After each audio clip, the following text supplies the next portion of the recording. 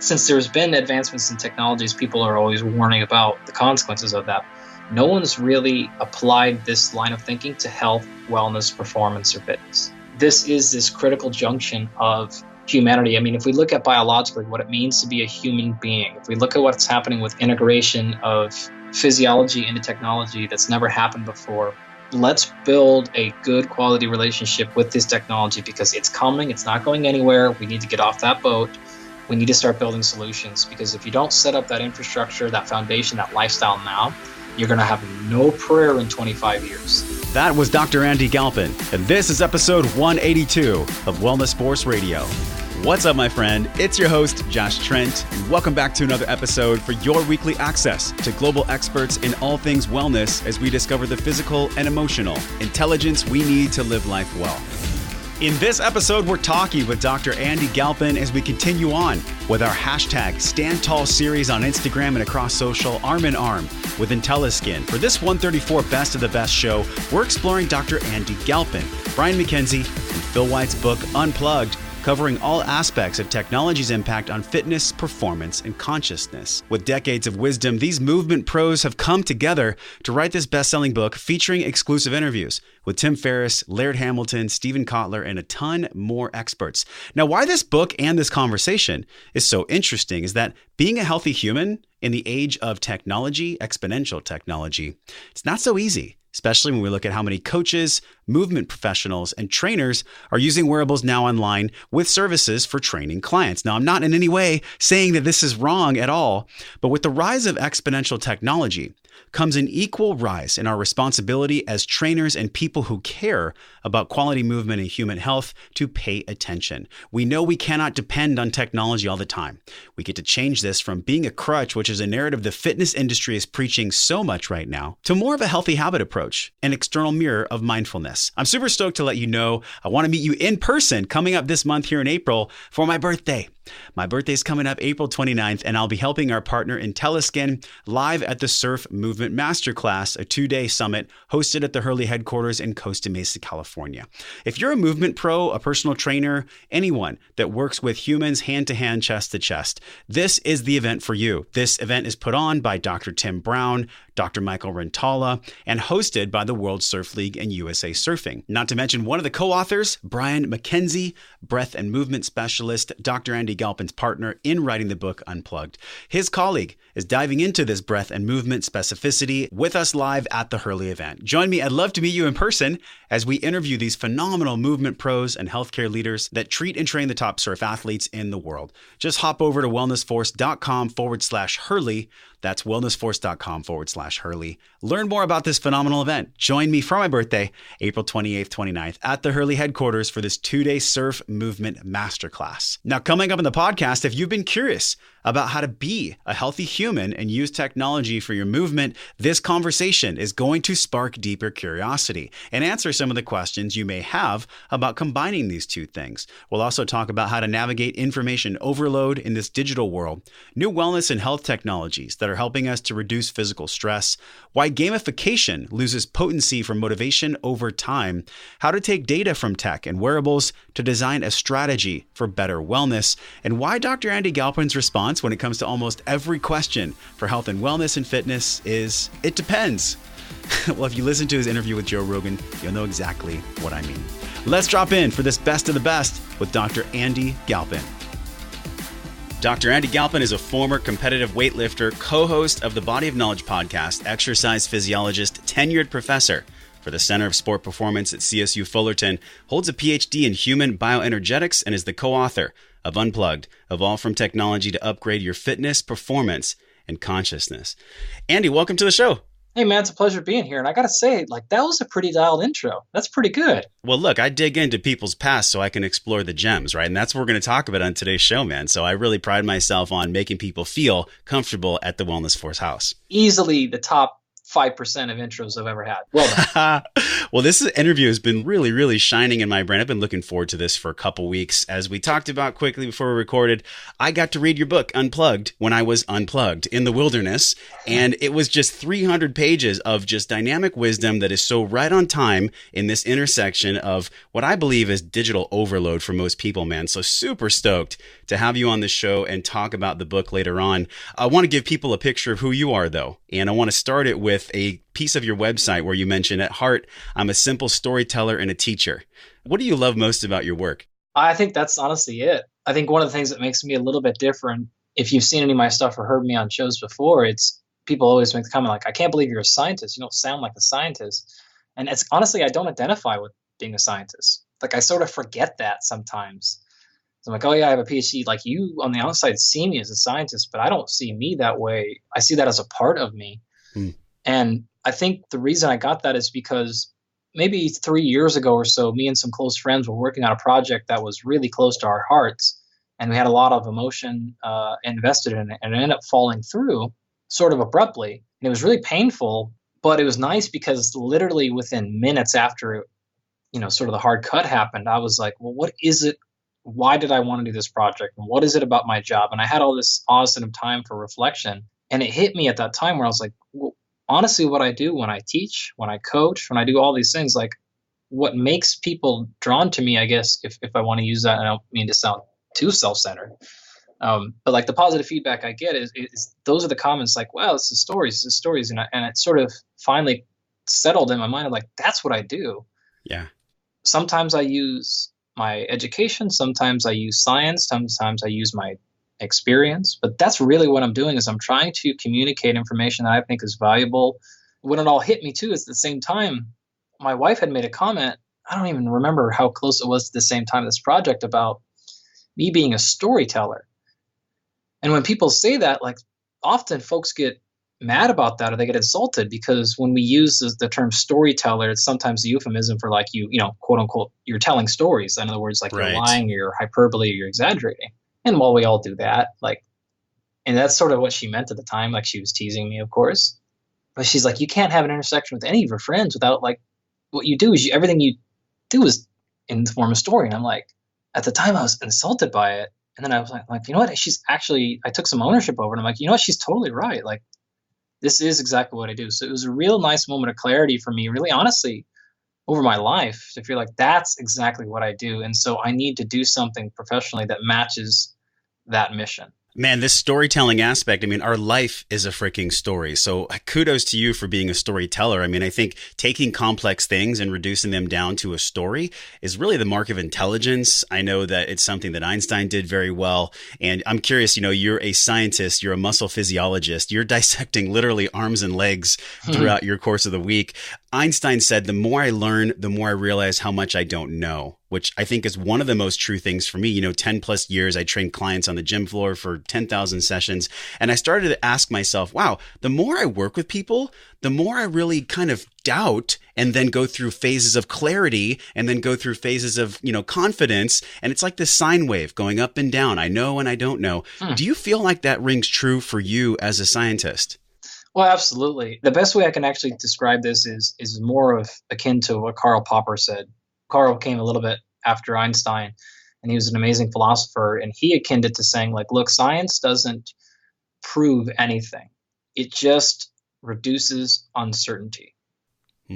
That hit me true because I remember growing up specifically coming through and getting into science again, sort of the backwards way, which is from a training perspective and a strength and conditioning perspective and a human performance perspective. And I remember having a pretty good grasp of those things when I stepped into education and stepped into exercise physiology. And I remember thinking like, no way, this doesn't work. This isn't lining up.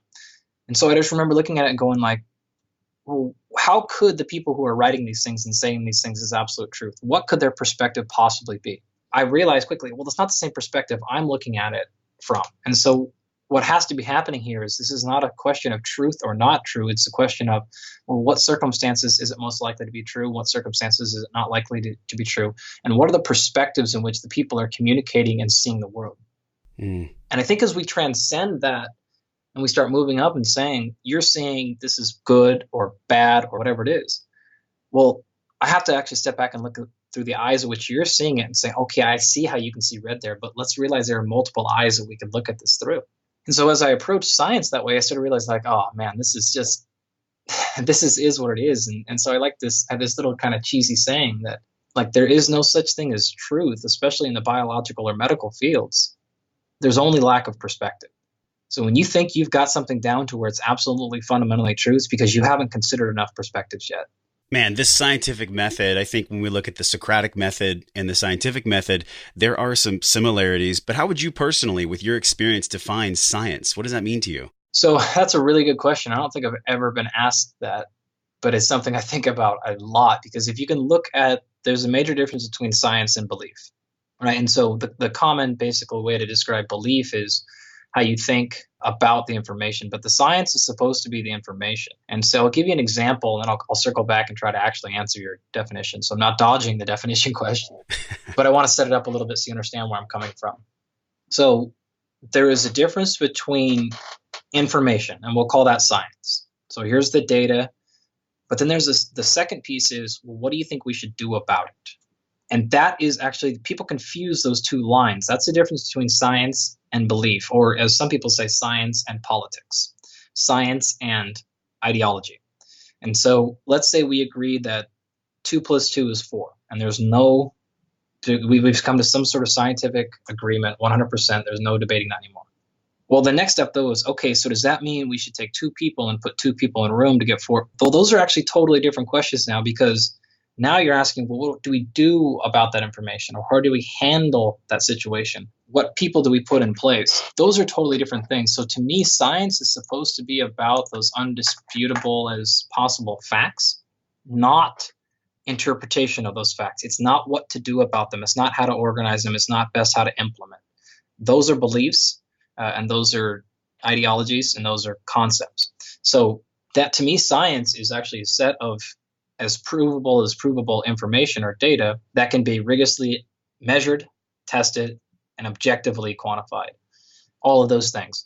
How we interpret the significance of that or what to do about it, now those are separate questions entirely. I think as this relates to wellness is this continuum that's always changing, especially, Andy, if you look at our current kind of modern, digitally focused, industrialized society. Your new book, Unplugged, you partnered up with 2 other gentlemen, Brian McKenzie, Phil White, to make this book. Why now? Why did you feel like this was the right time for this book to come out?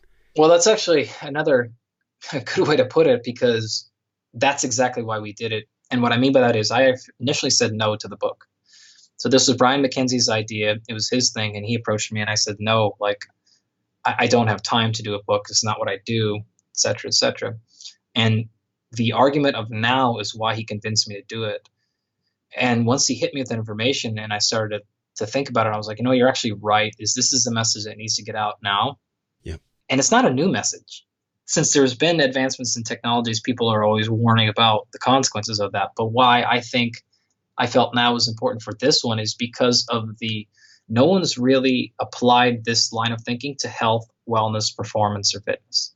And that's what hooked me. And going like, you know what?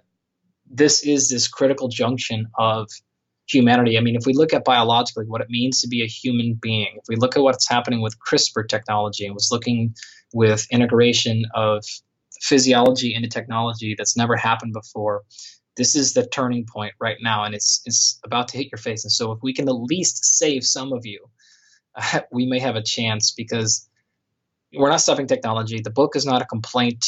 Well, it does complain a little bit about technology, but that's not the whole point. Mm-hmm. It's really more about let's build a good quality relationship with this technology, because it's coming. It's not going anywhere. We need to get off that boat and stop the complaining. We need to start building solutions, because if you don't set up that infrastructure, that foundation, that lifestyle now, you're going to have no prayer in 25 years. This is what we explore in the show, Andy. In the first quarter, there's figures here listed on Amazon of 2016. Americans bought almost 20 million fitness wearables. It increased almost 70% from the previous year. But by 2020, the global market is going to be growing to 30 billion. This is something that I explore on my second podcast, the Fitness Plus Technology Show. And we dive in deep here because we want to understand, hey, how do we have a correct intention behind the technology tool that uplifts humanity? I don't care what tool we have out there. I don't care what wearable, what kind of biohacking procedure, what kind of, Ben Greenfield applies lasers to his legs and balls. None of these things matter unless we have the correct, authentic intention behind it to uplift the human. Is that one of the core tenets of the book? And can you share a few other core tenets of what this book really means to the reader? You can think of the book maybe in 3 parts. So fitness, performance, and consciousness. So I'll tackle the middle one, and that is performance. So this is really for the people that are maybe college football coaches, etc. These are real high-level performance people. Of course, I would argue the things that make you perform better in a sport are the exact same things that you should be striving for in your own health and wellness. Yeah. But I'll set that one aside just for the sake of time. The other 2 parts are really about consciousness and fitness. And so the easiest quick ones for the fitness one are literally a direct discussion of, well, is this actually physically improving your health? Are you getting better physically? Are you reducing the amount of pain and suffering you're in? That's really what it's about. Step number 1, physiology, fairly measurable relative to something like consciousness, which is, it is something like what you just mentioned. Are you aware of what's happening in your own body? Are you sure? Have you really thought through, is this the choice you want? And I guess the most metaphysical way I can explain that is, for however long we've been around as a species, the entire goal, if you boil it down to one thing as a species, has been to reduce suffering. When you reduce suffering, you increase the likelihood of longevity, which means your species stays around. So for our entire existence, we've done things like, well, let's minimize the likelihood that we get super hot or super cold by building shelter and clothing.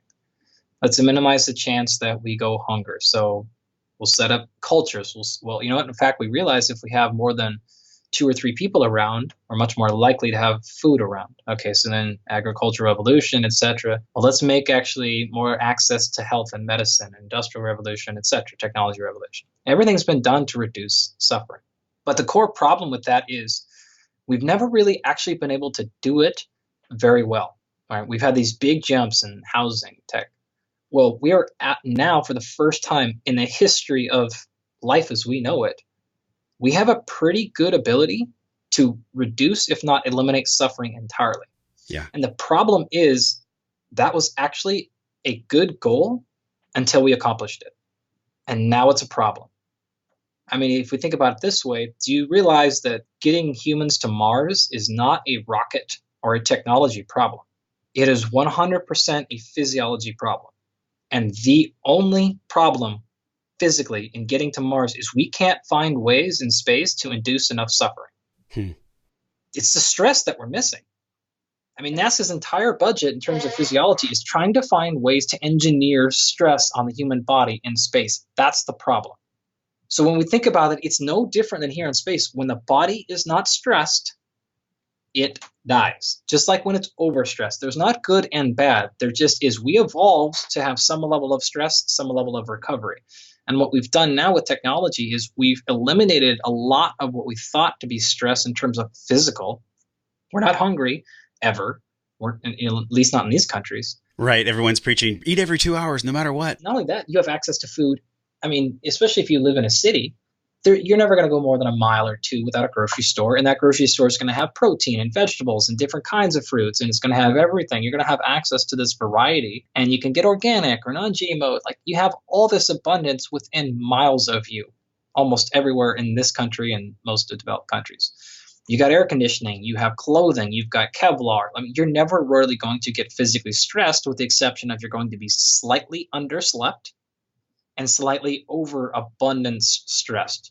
What I mean by abundance stressed is you're a little bit anxious because your business isn't working, or your team lost, or someone didn't like your Facebook like. But these aren't real stresses. Like, you're not really stressed to the point of thinking like, oh my gosh, I'm not going to eat tomorrow. And again, I'm not trying to insult anybody. There are some people that are suffering like that, but the vast majority of us are not really living in that type of stress. And so we have access to way more slight emotional and mental stress that is a little bit higher than we'd like, but it's constant and it doesn't go away for years on end. And we're not matching that with a reduction in that mental stress. And we're certainly not matching it at all with the physical stress. And so we end up looking for technologies that can reduce all that for us. And now, finally, we've hit the place where the technology is at that spot where it can actually do that.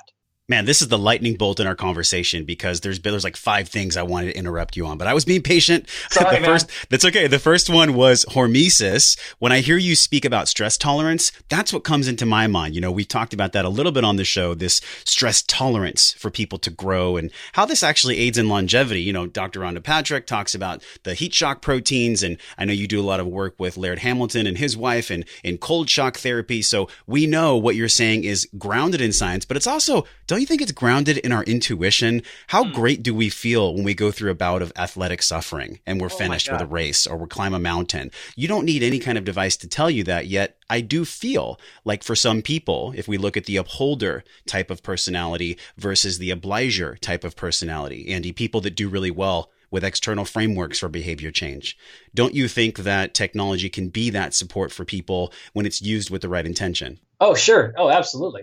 Well, we would argue that, sort of the whole point of the book is that we have to find ways to use the technology appropriately. And so what one of our main tenets is that technology needs to always be grounded in you.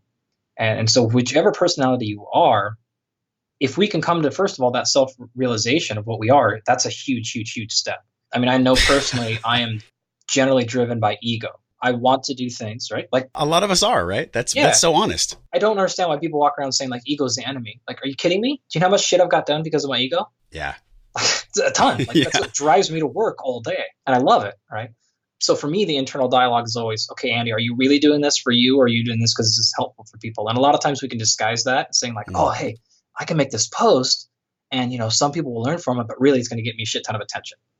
Okay, then that's not really the point. And so I just have that realization and I just make sure now I choose and I don't do things, I don't say things, I don't do shows, make posts that are fully ego driven. I try to make sure like, no, Andy, if it's only about you, don't put it up anymore, which is sort of counterintuitive. And this is exactly going to give you an example. Let's take the technology of Instagram, the social media.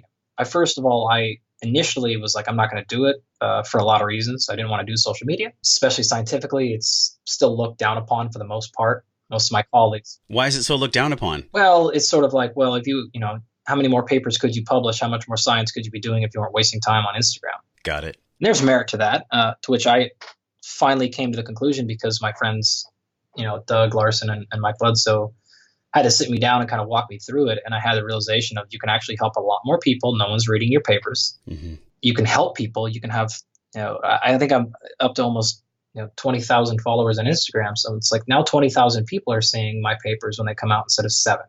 And you're like, okay, so you really want to help people. This is part of the process of actually helping people. And for me, it was easier to say, oh, no, I'm not going to do that, to line up all the reasons why.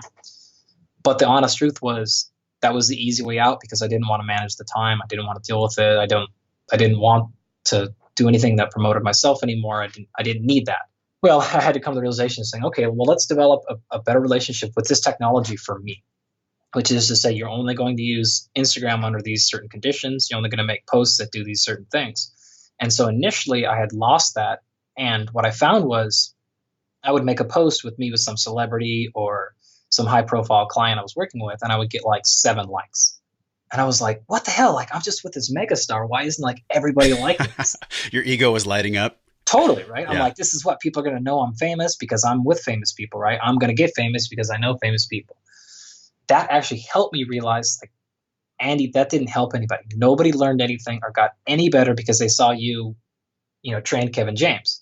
And I had to realize, like you actually have to help people. You can't just post things that are like pseudo helping people. You actually need to help people. Unless you have a perfect ass and you're Jen Settler, then you can just post pictures in your underwear. And somehow our society has deemed that okay now, which just rocks my world. I don't understand it. Yeah, well, for 1,000 things like that. So I had to come to a realization of saying like, okay, this is how I'm going to integrate this technology with my consciousness so that it doesn't overwhelm me. And I'm not just on it all day. And I'm not outsourcing my self-worth to how many likes I get. And I wanted to build a following that I didn't care, and I still don't care if I have 100 followers and they just love the science and they're using it in their training. That to me was more important than having 100,000 followers who just want to scroll past and feed my ego even more. So I had to develop that relationship, which is to say I'm more interested in building a quality group of friends on my social media that are implementing things that I'm finding that's actually helpful to them. This is powerful because in your book, there is a chapter, section Narcissists Anonymous, Yeah. taking the social out of social media. And there was a study from Brunel University in London found that narcissists were much more likely to post about their fitness and diets on social media than people with less self-aggrandizing motivations. This report found that the narcissism was really tied to low self-esteem. Yeah. And so we see this with particularly teenage girls. There's been studies on this as well, where the more you post, the people that are posting on social where their life is perfect and, they're coming back from their seventh vacation this month, those are the people that may possibly have the deepest insecurities of us all. Actually, I think our backgrounds are pretty similar. I came from the country. I came very, very poor. And so it wasn't confidence issues I needed, but it was, I think, wanting to be seen, wanting to be famous, wanting to be to prove to everybody I got out, I can do this. And so it wasn't about that, but it was the same thing, but exchanged for something else, right? It was the attention. And so I had to come to the realization that I don't need that attention. I'm not emotionally needy for it. I just didn't really even understand that I wanted it for that. Yeah. And when I came to the realization going, oh, okay, you don't even care about that. You're not an attention person. If you told me right now, would you rather be famous or rich? I'd take rich every day. No problem. I have friends that have the self-realization that are the opposite. They'd say, I'd rather be famous than rich. Oh, okay. And that's fine. I'm not judging either way, but I realized I don't even care about fame at all.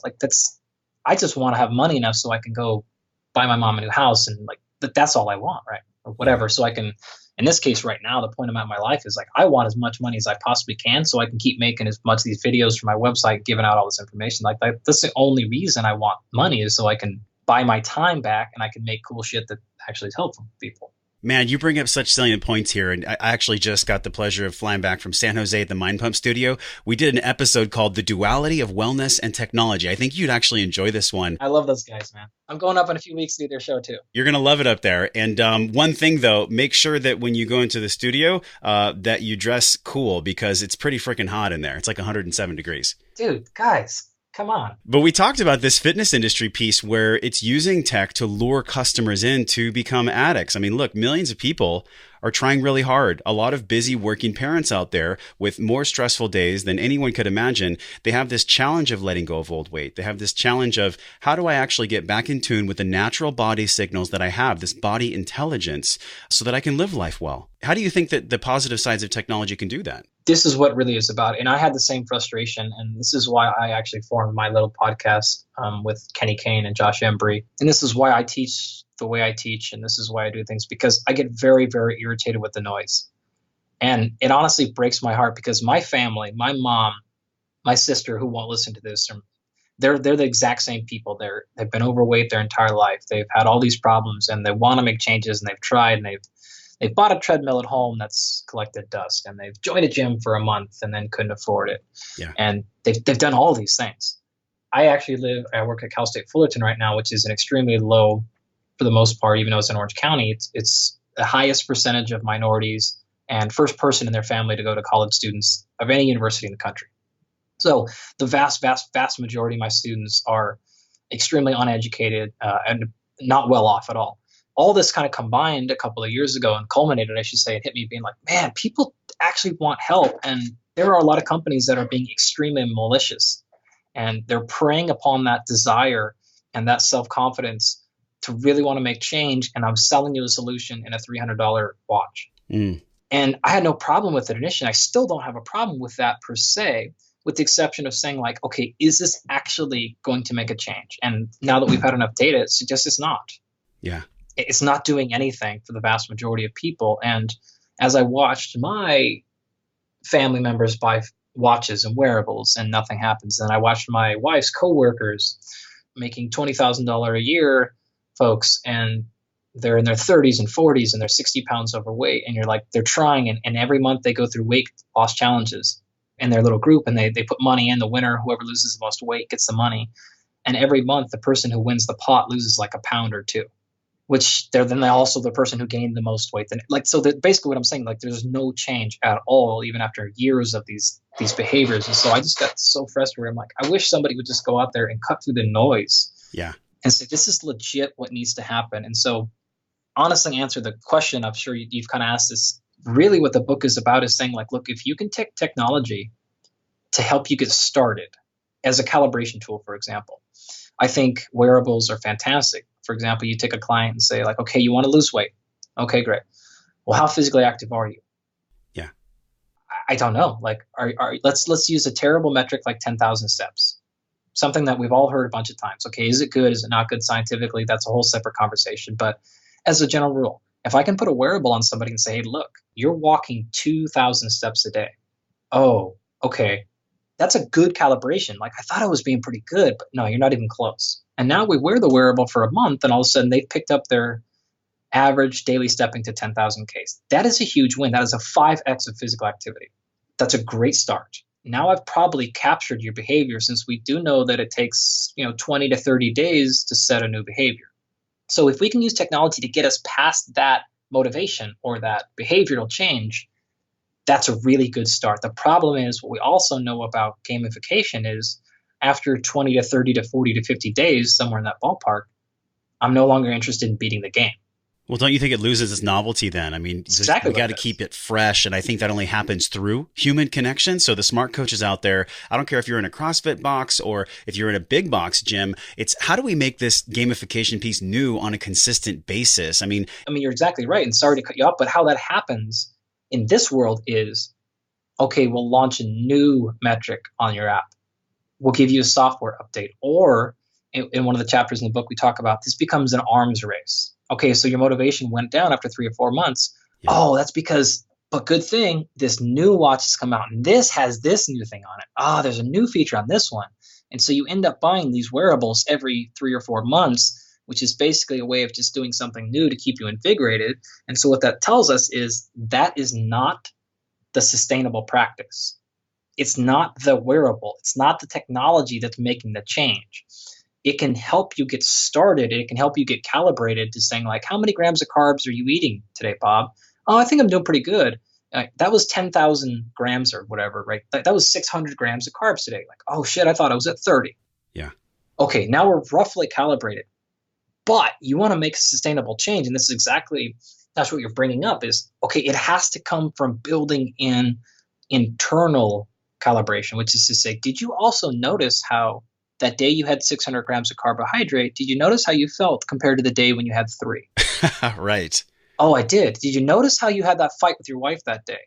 Did you notice how you actually maybe felt better? And did you notice how you went on 2 extra walks that day? Look at your productivity tasks. You notice how those all got better. Oh my God. And did you notice, and now what we can do is we can start matching that stupid, very limited motivation through the gamification, and we can start matching it with, wow, I felt better. Did you notice, again, like the communication you had with your colleagues?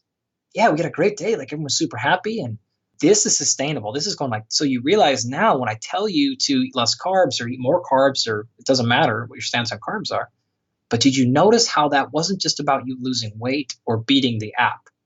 Yeah. Did you realize how it made you feel? Did you realize the relationship changes you had? Did you realize all these other things that you slept better that night because you were relieved and you were happy? Oh my God. That is the sustainable shit. Like that is what's going to help people actually change over a year or 2 years or 3 years and not have to be like, okay, I'm going to go on another crash diet or I'm going to buy a new thing. Mm-hmm.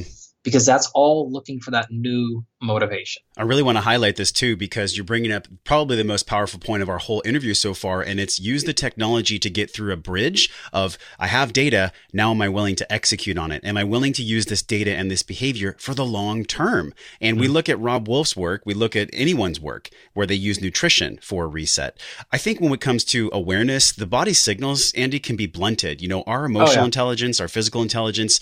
We have people that listen to the show where they might have a 15-hour day and it involves screaming kids, scraping the cheese off of a pan, at 10 o'clock at night and just literally feeling exhausted. Those types of environments can make people blunted to what their body's actually trying to tell them. Have you found in working with a broad spectrum of people that we all have certain things, maybe a couple core tenets that we can tune back into to understand what our body's trying to tell us? I mean, it's another super good, salient, deep point that you're making here is, again, one of the major parts of the book is not to take our way.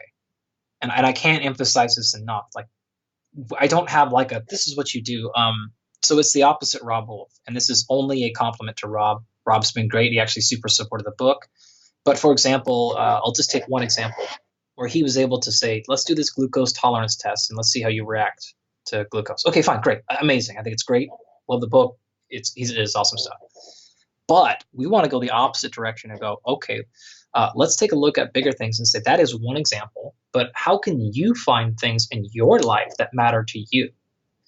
And let's see if you can figure out how to listen to your body enough to where you can figure out what you need to listen to. And maybe glucose is one of those things. Maybe it's not. Yeah. But our point is, if you can start paying attention to your body, you're going to start to hear what it's saying to you. And I think a number of ways that we promote to achieve that is, let's reintroduce that stress we were talking about earlier that's been gone for your life for a long time. We can do this a lot of ways. You mentioned cold and heat. Fine. When's the last time you were really actually cold? Let's maybe play with that. When's the last time you really got physically thirsty? I mean, really dehydrated. When's the last time you got hungry? And I don't mean, like, oh, I haven't eaten all day today. I'm starving. It's been 6 hours. Yeah. Or it's been 12 hours. I mean, people don't realize the vast majority of us have enough physiology to go 10, 15, 20 days without food. I mean, without dying, we could all go probably 20 to 30 days without dying without food. And so when you realize that your body has a physical ability to go 20 or 30 days without food, and now you're complaining because you haven't eaten in 6 hours, that's not real stress. You're not really physiologically hungry. And this is a difference. And so what I think you can get from things like fasting is you get a real strong sense of the difference between hunger and hunger. Yeah. Right? Are you habitually hungry? Are you behaviorally hungry? Are you emotionally hungry? Are you bored hungry? Are you habit hungry? Are you any of these other hungers? Or are you really physiologically hungry? So now I can start understanding your relationship with the food. And I'll give you a fantastic example of a friend of ours together, Mike Bledsoe. Yeah, he came to this realization maybe a year ago with coffee. And he was saying, look, what I realized is when I was fasting that I would start making coffee when I got to periods of work that were really difficult. And so I would start a task or I'd hit a block or be like, I don't know how I'm going to, and then I would default to going and making coffee. And that was my way of getting out of bearing down and doing the work. When I took that option away because I was fasting, he's like, I realized, oh my God, every time something hard came up, I wanted for coffee. I didn't want the coffee. I just want an excuse to get out of the hard work. And I think that's just one example of the self-realizations that you can come to. And there's nothing magical about fasting or cold or hunger or like anything else. And again, I would thoroughly encourage you, come up with your own stretch, whatever it's going to be. Dude, I got to tell you, mine was Vipassana. I did a 10-day meditation, silent. Fantastic. Literally no exercise. They didn't allow us to eat meat, which kind of triggered me a little bit. But I think what was interesting is that I realized my mind races all the time. And for someone like myself, it's constantly curious, constantly asking people that I respect questions. I'm just hungry for the truth all the time. And so in those 10 days, I was able to reset myself and see, you know what? It's really good in the rest of your life to take those moments of pause, the power of the pause. I want to shift here, man, because you are so skilled in the scientific field in regards to body intelligence, this emotional, this physical intelligence that you tap into so much. And the term biohacking comes to mind. I know for scientists that we've had on the show, they don't like this term. No. Do you believe that biohacking as a term will continue to grow in popularity? And if so, why? Oh, totally. I mean, it's just a new catchphrase in terms of it's the magic pill. It's the answer. This is all my problems. It's the solution, right? And we want to get to the solution faster. To be clear, I think that a lot of scientists react adversely to biohacking for several reasons. It tends to be unsupported by science for the vast majority of it. And for me, it actually goes far beyond science. I don't like it because I think it is the exact wrong thing for most of us. And we were fortunate. Tim Ferriss, who's somebody that most of you have probably heard of. Who's that? Yeah. He contributed to the book as well. And he actually brought this up in his sections in the interview that we did with him and the little section he did at the end for it, which was his, I think, top 10 tips for how to use science or to do data in your own fitness and stuff. But he basically was like, look, I don't like the term hacking, but I do like looking for elegant, unique solutions. And I like that a lot better. I am totally for that. I am totally looking at a problem and going like, everyone else has tried to hit their head against the wall on this. Maybe we should just think about stepping over the wall or going the other direction, something like that. I think that is an excellent use of quote unquote hacking. But really against the nature of the book itself is just saying the hack itself is the problem. The fact that you weren't willing to put in the work The work is the stress that was probably needed to fix the problem to begin with. And so if you're using hack pejoratively, and if you're using it as to circumvent the problem and just to cover up the symptom, then I think you have a real problem with the temporary hack. And so we have this section in the book called optimization versus adaptation. And I think hacking fits perfectly into this. So I'll give you two examples because I'm not anti-hacking. I'm more, let's be conscious and aware of when you should use a hack and when you should not use a hack. Mm-hmm. That's my approach. And so the optimization versus adaptation. So say, for example, tomorrow you've got a really important business meeting, or you've got a hectic day with 3 kids, whatever it is to you that means you got to be in your A game. Well, maybe you wake up in the morning, you take your nootropic, you optimize your sleep, and you take every hack possible, and you just crush the day. That's great. But eventually what happens is that ends up sliding. And so every single day you fall into this trap of going, oh, I got to be on today because of this. Well, this is also important. And this is also important. And you stop listening to your own body. And you start actually fixing the problem and saying, you know what? I hacked one day. So that means tomorrow I need to actually be able to execute under the exact same conditions without the hack. And yes, I know I will be underslept, and that's fine. I know I'll be underfed. I know I'll be under this, but I'm still going to execute. And you have the ability to circumvent all that crap. The hacking can lead you into being what Laird Hamilton and Kelly Starrett, both of them use the same phrase for the book, which is it makes you too precious sometimes. Yeah. Like your liabilities, like, oh, I can't, like, I used to hate this with coffee people all the time.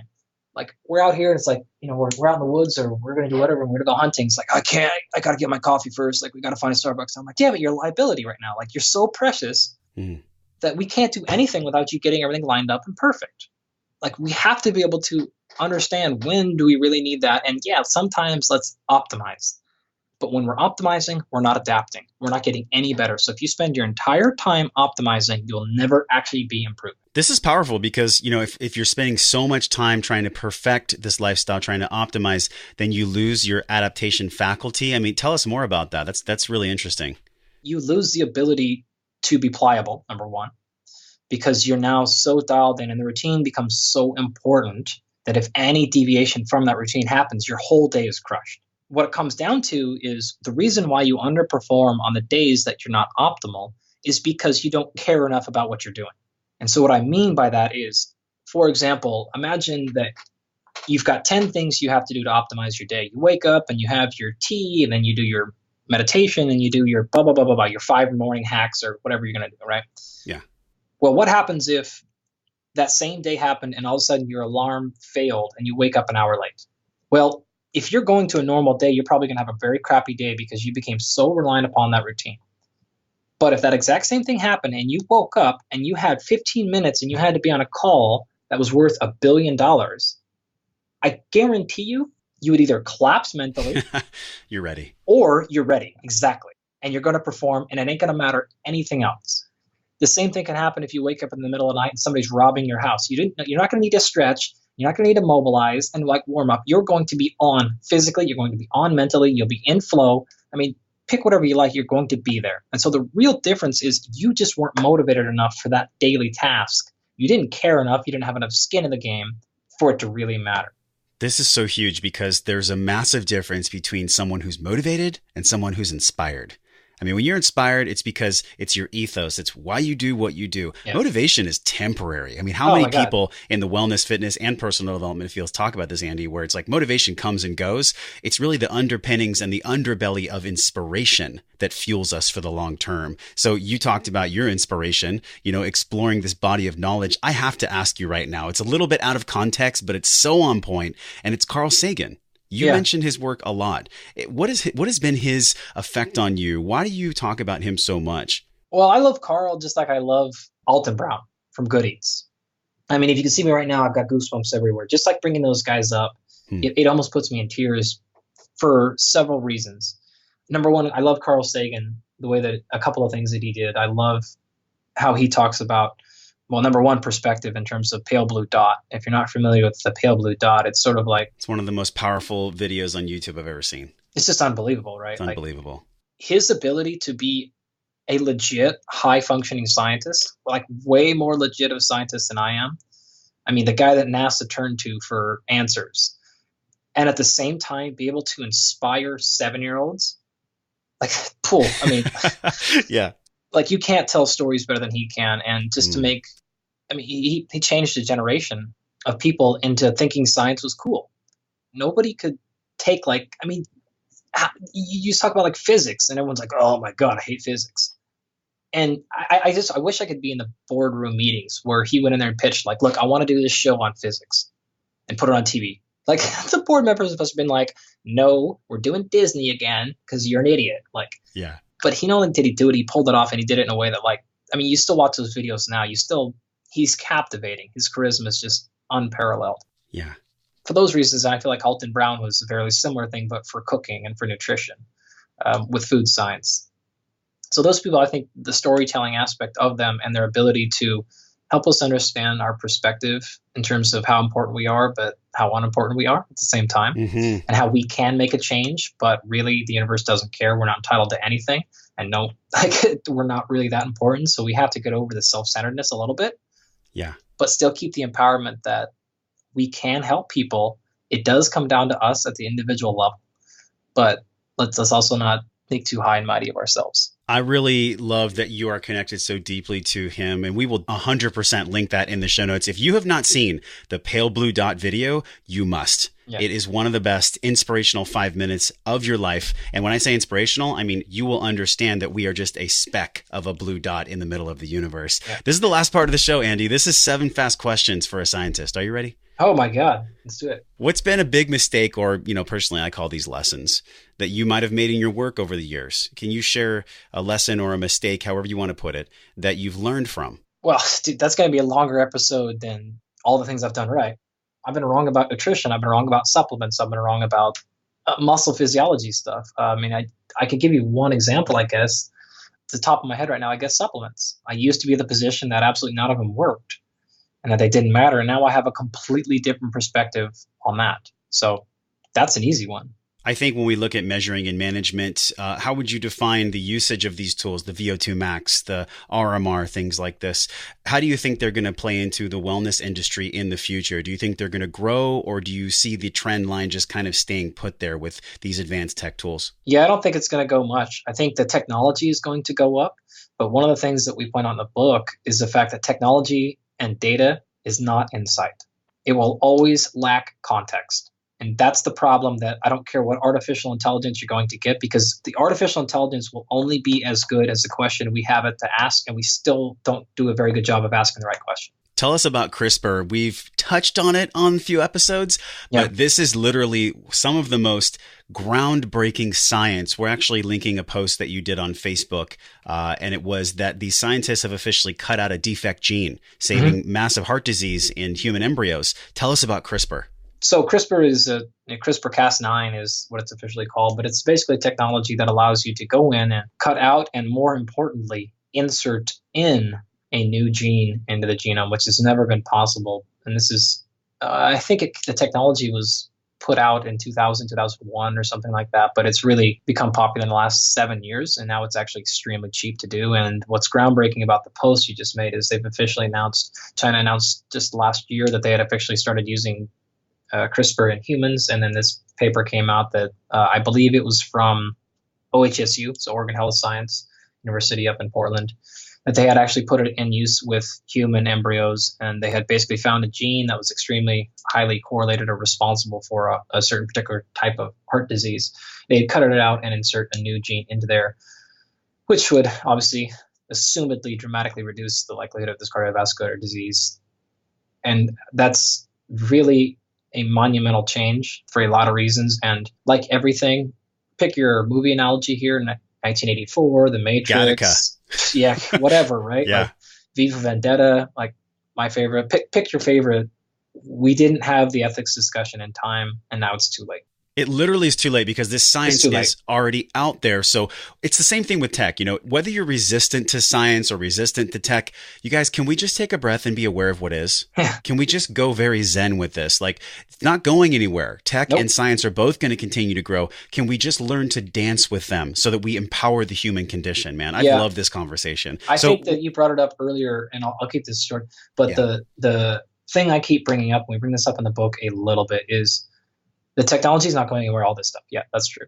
So what we can do about it is the human connection is the piece that we'll never get. So think about it this way.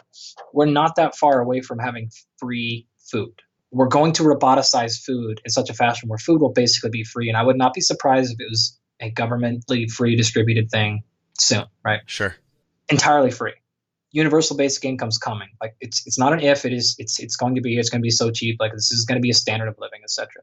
What's going to happen then is your healthcare is going to be roboticized too. You're going to get sick. You're going to the hospital, and you're going to be in a hospital for 3 or 4 days or 3 weeks, and you're never going to interact with another human being. All going to be taken care of robotically. This is not sci-fi. This is here. I mean, this is already available. So you tell me this. Let's say you make $100,000 a year. How much would you pay if you're sick? You just found out you've got cancer. You're going to be treated. You're going to go through a 50-50 cancer treatment. You're going to be in the hospital for 3 weeks. How much would you pay to have a real nurse right there to hold your hand the whole time? You'd pay, what, 50 grand? You'd probably spend your whole salary for the year just to have somebody by your side to ask questions and talk to, as opposed to a robot, even if they have the exact same information or less information than the robot. Yeah. I fundamentally will go to my grave dying that you will pay anything to have that person there.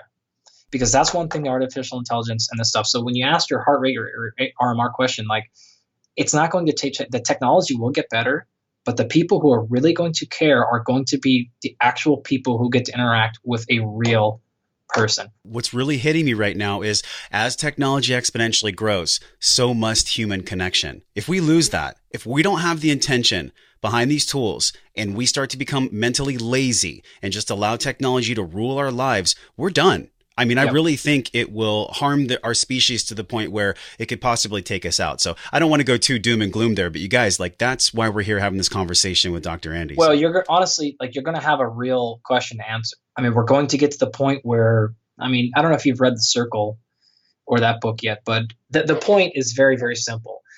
We're really, really close, and I mean this generation, to having to make a critical decision of what are we going to do. If I could say, hey, take this pill and I'll insert some nanotechs into your body and everything will be controlled from the technology. Use the analogy of the Matrix too. Would you rather be in the Matrix or not? A lot of us are going to choose the Matrix. That's just something we're going to have to grapple with really, really, really soon, because if we don't choose the Matrix, we're going to choose suffering, and we're going to choose pain, physical pain and discomfort, and we're going to choose that because we don't want to give up that central tenet of what it means to be human. So we're going to either have to do that or turn into what's called energy beings. So it's going to be like Dr. Manhattan from Watchmen, if you've ever seen that. But we're going to have to step out of the physical body to maintain our consciousness, because we're going to exceed the limitations of the biological entities because of the lack of stress. Wow, man, this conversation just went to the stratosphere, and I appreciate it personally. I know people that are listening do, and this brings up my next question in perfect synchronicity here. You interviewed Linda Rosenstock about human health, and she talked about the 97-3 problem. 3% is for proactive care. 97% of all the money that's spent in our country is on people that are deathly sick, people that have these long-term chronic conditions. My question for you is, with this UBI raising and with food becoming something that'll be presented possibly for free by the government, how does public policy with an intention for the public good succeed in the capitalistic model? I honestly don't think I have an answer to that question, because there's a difference between individual truth and what works in terms of public policy. And we can continue to fight those little battles and bitch and whine about the individual truths because we won't ever get it. But making that in terms of public policy, I don't think that's something we can do. And I don't know, man. I think, in my opinion, that technology, you talk about fitness, performance, and consciousness and Unplugged. I think the consciousness aspect must rise in order for us to have a clear answer for that question. Well, it's going to have to rise, or we're going to have to acknowledge that we're not going to deal with it and step out of it. That's it. Like, we're gonna step to choose into the Matrix, or we're gonna step to choose out. And that's sort of what I was alluding to earlier. Is like, it's not going to. I think we're sort of past that battle. And when you put people in that choice of saying, well, do you want your genes to be edited, or do you want to get heart disease? Like, it's going to be hard for people to not choose that gene editing option. I think that's just too much of a carrot for us to pass up. And so I don't know how many people are going to choose to be cold and wet hungry the rest of their life. Man, we're going to have you back again on the show because we could take literally 5 podcasts from just this one conversation. Last 2 questions. One of them is that many people in our community were very, very sad and deeply saddened and shocked by the passing of your close friend, Chris Moore, otherwise known as the Barbell Buddha. Can you share with us how possibly any parts of your life or your work give homage to him and his effect on you? I think the thing that was unique about him is that I viewed, and the reason that I was so sad when he passed was because he was the one person in my life that brought things to me intelligence-wise that nobody else could. His perspective, his dynamic, his what some would call arete, so A-R-E-T-E. It's like the new version of the Renaissance, or the old version of the Renaissance man sort of thing. But his perspective from just so many different angles, and I always knew, like, every time we hung out, like, he was going to be talking about some stuff that I had I've never heard of this before. Yeah. And as someone that has a PhD and was tenured at 33 years old and fellowship at, in my early 30s, like, that doesn't happen often. That's the one thing I was like, man, I just miss the fact of all this learning that I can't get. And so I actually, I'm touching it right now. Like, his book is within arm's reach of me at all times. It's the Barbell Buddha, the collective writings of Chris Moore. It's this amazing journey, I guess, of philosophy and training and powerlifting and all things relationships and love. So I just don't know anybody who had a ability to orchestrate that, especially put pen to pad in the way that he did, that blended it all together and gave me a whole unique perspective. If you would listen to this show from me 5 years ago, 90+% of the things we covered would not have come up.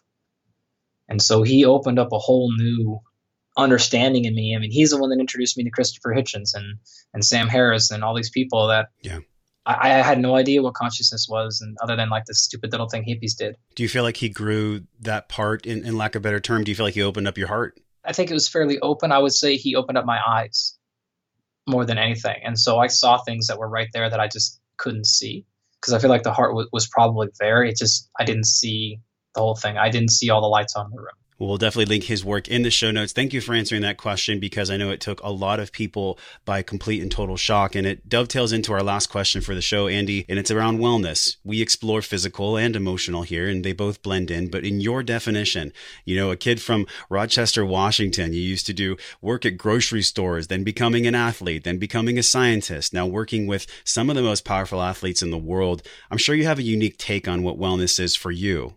How do you think wellness, for your definition, plugs in to the modern world? So I think it's really a positive relationship with your body in terms of an understanding. It's not a fight. I think we have this really weird sense of it's us against our own body sometimes, and it's our consciousness against our physical being. And I don't necessarily think that's the best relationship. So to me, wellness is synchronization between the consciousness and the physical presence. And I think that puts us in a pretty damn good spot. AndyGalpin.com is your website. We are going to link Unplugged. Evolve from technology to upgrade your fitness, performance, and consciousness. Consciousness, by the way, is what I feel like we touched on so much in our conversation, man. So really enjoyed having you on the podcast. Likewise, man. Anytime. Hey, my friend, thank you for hanging out and growing with me on today's show. Remember to hit subscribe, share this podcast with somebody you care about that you think gets to hear this message. Support the show by leaving a 5-star review for the podcast right now, simply by tapping on your show artwork on your iPhone. Click that purple link that says review this podcast. It helps the show reach more conscious and smart people like you, and your voice will attract more world-class guests that want to come on the show. So let them hear your voice.